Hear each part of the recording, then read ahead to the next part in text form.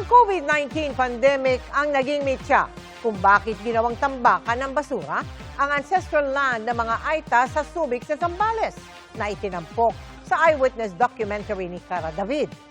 Pero ang inakalang pansamantalang kasunduan ay hindi raw inakala ng mga miyembro ng Aita community na magtatagal pala. Ngayong nagkakasakit na mga miyembro ng komunidad, panawagan nila matanggal na o di kay matabunan na ng lupa ang basura sa kanilang paraiso. Nakatutok si Mariz Umali. Sa gitna ng mayabong, malago at lunti ang gubat na ito, kapansin-pansin ang namumuting bahagi ng bundok. Sa malapitan, ang namumuting bagay ay tambak-tambak ng basura. Ito ang kontrobersyal na dump site sa ancestral land ng mga Aita sa barangay Naugsol sa Subic, Zambales na ibinunyag ng eyewitness documentary ng kapuso journalist na si Cara David.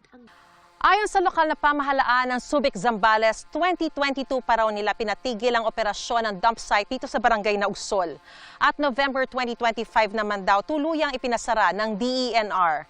Pero 2026 na, narito pa rin at nakatiwangwang ang gabundok na basura. Ang pamilya ni Gwen Pulagay nakatira raw noon sa paanan ng ginawang dump site. Pero dahil sa masamang epekto sa kanilang kalusugan, wala na raw silang permanenteng matirhan ngayon. Naopo ako sa mga anak ko po, doon na po nauubo. Hinika po sila. Minsan mo nakumpay na po yung bunso ko dahil po sa ganyan po na amoy. Hindi na po kami nagpatuloy na tumira po doon. Karapatan lang po ang inaano ko lang po. Yung karapatan lang po na huwag pong tapunan ng basura po ang eriyang tahimik po. Unang nag-operate ang dump site noong 2020 sa pagsisimula ng pandemic. Sa isang pahayag, sinabi ng lokal na pamahalaan ng Subic na kinailangan daw nilang maghanap noon ng pansamantalang lugar para sa pamamahala ng basura sa gitna raw ng pambihirang hamong hatid ng COVID-19 at mahigpit umanong limitasyon, lalo na sa transportasyon at pagdadala ng basura sa sanitary landfill. Pero dumaan daw sila sa proseso para magamit ang lugar. Ang pansamantalang paggamit ng lugar noon ay may pahintulot ng pamilyang Tenoria na may karapatan sa lupa. Gayon din ang Tribal Council ng Aita Ambala at ng mga opisyal ng Barangay Naugsol.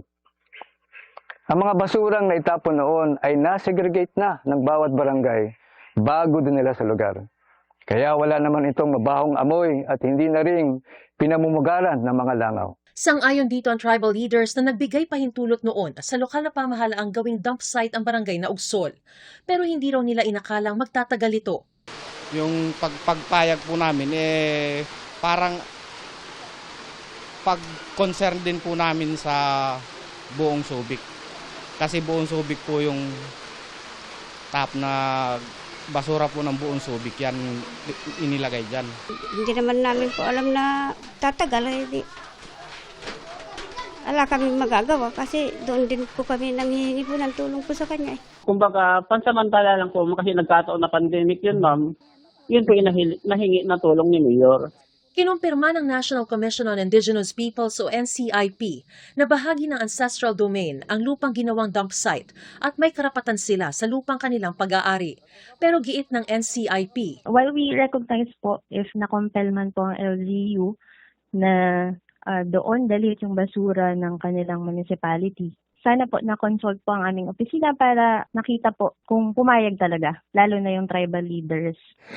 Ang pamilya Tenoria naman na tinutukoy ng lokal na pamahalaan ng Subic, sinasabing sila ang nagmamay-ari ng lupa, sa kabila ng sinasabi ng NCIP na ito ay ancestral land.